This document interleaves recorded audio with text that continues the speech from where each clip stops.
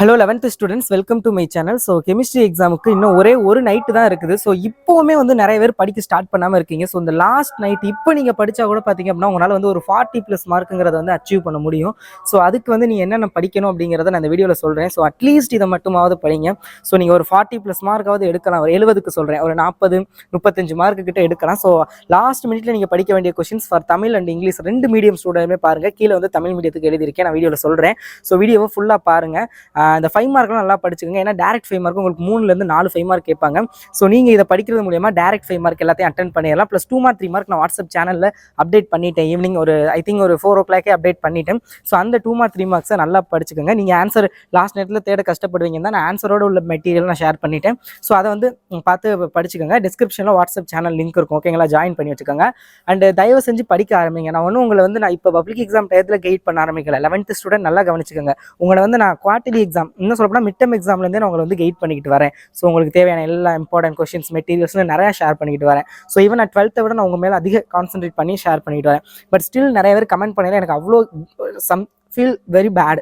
ஏன்னா நிறைய பேர் பார்த்தீங்கன்னா நான் இப்போ தான் சார் படிக்க ஸ்டார்ட் பண்ணுறேன் அப்படிங்கிற மாதிரி சொல்கிறீங்க. பட் அதுக்கான அவசியமே இல்லையே. நான் தான் லீவுக்கு முன்னாடியே நான் வந்து எல்லாமே நான் எக்ஸாமுக்கு தேவையான கொஸ்டின்ஸ்லாம் அப்லோட் பண்ணிட்டேன். நீங்கள் படிக்க ஸ்டார்ட் பண்ணியிருக்கலாமே. சரி, ஓகே, அதெல்லாம் விடுங்க. லாஸ்ட் மினிட் இப்போ நான் எதுவும் பேச விரும்பலை. நான் கொஸ்டின்ஸை மட்டும் சொல்கிறேன், நோட் பண்ணிக்கோங்க.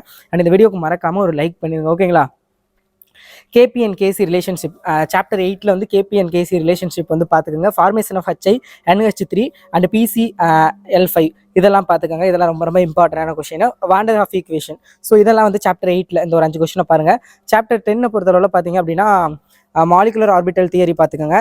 MO diagram for oxygen molecular, அடுத்து அதே மாதிரி MO diagram for CO molecular and MO diagram for N2 இதெல்லாம் பார்த்துக்கோங்க. ஒரு 3 கொஸ்டின், ஓகேங்களா? 4. அடுத்து சாப்டர் 11 பொறுத்தளவில் பார்த்தீங்கன்னா characteristics of organic compound, classification of organic compound, homologous series. So இதெல்லாம் பார்த்துக்கோங்க. இந்த 3 கொஸ்டின் சாப்டர் 11ல். அடுத்து அப்படியே சாப்டர் 12 ஒரே ஒரு question, what are the elements and nucleophiles give example, ஓகேங்களா? சாப்டர் 13ல் பார்த்தீங்க அப்படின்னா மார்கோனிக்ஸ் ரூல் வித் எக்ஸாம்பிள் பார்த்துக்கோங்க. அடுத்தது பார்த்தீங்க அப்படின்னா Huckel rule to decide the அந்த இது பார்த்துக்கோங்க. ஸோ அடுத்தது பார்த்தீங்க அப்படின்னா mechanism of nitration of benzene அது வந்து பார்த்துக்கோங்க.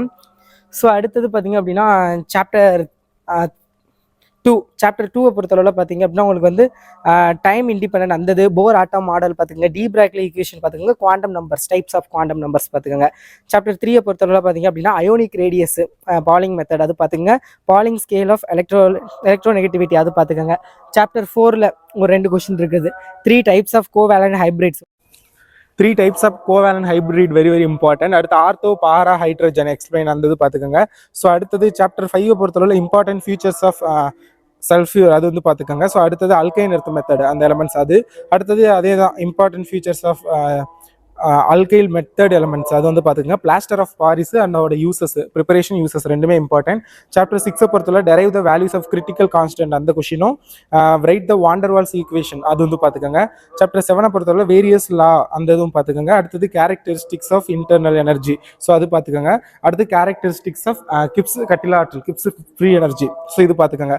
தமிழ் மீடியம் ஸ்டூடெண்ட்ஸுக்கு வந்து பாருங்கள், இதில் தெரியுதா பவுலிங் அளவீடு, பவுலிங் முறை, சகப்பிணைப்பு ஹைட்ரேட்டுகள் வகைகள், ஆர்த்தோ மற்றும் பாரா ஹைட்ரஜனு. ஸோ அடுத்தது பார்த்திங்க அப்படின்னா கார வகை உலோகங்கள் பண்புகள் அந்தது. அடுத்தது காரமண் உலோகங்களின் பண்புகள் அந்தது பார்த்துக்கோங்க. பாரிஸ் சார்ந்த தயாரிப்பு முறைகள் மற்றும் பயன்கள் பார்த்துக்கோங்க. வாண்டர்வால் சமன்பாடு, எம்ஓ வரைபடம் ஃபார் O2 N2 CO அதுக்கெல்லாம் பார்த்துங்க. அடுத்தது ஃபஜான் விதி வந்து பார்த்துக்கோங்க. மூலக்கூறு ஆர்பிட்டல் கொள்கை பார்த்துக்கோங்க. VSEPR கொள்கை, VSPR தியரி அது வெரி வெரி இம்பார்ட்டன்ட். KPKCக்கு இடையே உள்ள தொடர்பு, KPKC ஃபார் NH3 அதே மாதிரி KPKC ஃபார் HI அப்புறம் PSCl அதெல்லாம் பார்த்துக்கோங்க. அடுத்தது உள்ளார்ந்த ஆற்றலின் பண்புகள், கட்டிலா ஆற்றல் அது வந்து பார்த்துக்கோங்க.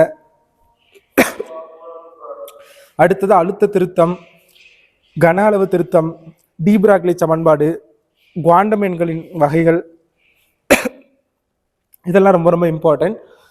அடுத்தது கரிமச் சேர்மத்தின் பண்புகள், படிவரிசை சேர்மங்கள். அடுத்தது பார்த்தீங்க அப்படின்னா கரிமச் சேர்மங்களின் வகைப்படுத்துதல் அது பார்த்துக்கோங்க. லெசன் 11ல். லெசன் 12ல் வந்து எலக்ட்ரான் கவர் காரணி, கருக்கவர் காரணி வேறுபாடு. 13வது பாடம் லெசன் 13ல் பார்த்தீங்க அப்படின்னா மார்கோனிக் ஆஃப் விதி வித் எக்ஸாம்பிள்ஸ் உதாரணத்தோட ஹக்கிள் விதி, பென்சீன் அமைப்பு, பென்சீனில் நடைபெறும் நைட்ரேட் அன்வினை, இதெல்லாம் வந்து பாருங்க. ஸோ இதெல்லாம் வந்து டாப் மோஸ்ட் இம்பார்ட்டன்டான questions for your public examination. So last மினிட்ல படிக்க வேண்டிய 5 மார்க்ஸ்.